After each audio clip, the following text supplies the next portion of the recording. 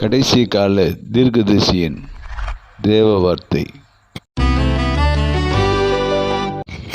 அவர்கள் பாடி துதி செய்ய தொடங்கின போது யூதாவுக்கு விரோதமாய் வந்து பதிவிருந்த அம்மான் புத்திரரையும் மோவாபியரையும் சேயீர் மலை தேசத்தாரையும் ஒருவருக்கு விரோதமாய் ஒருவரை கர்த்தர் எழும்ப பண்ணினதினால் அவர்கள் வெட்டுண்டு விழுந்தார்கள்.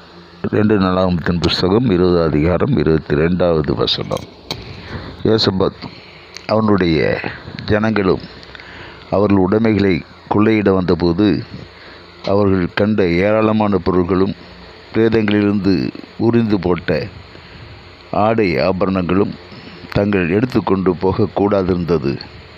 3 நாளாய் கொள்ளையிட்டார்கள். அது அவ்வளவு மிகுதியாயிருந்தது.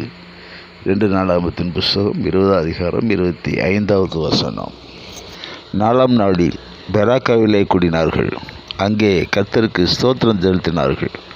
ஆதலால் அவ்விடத்திற்கு இந்நாள் வரைக்கும் இருக்கிறபடி பெராக்கா என்னும் பெயர் தரித்தார்கள்.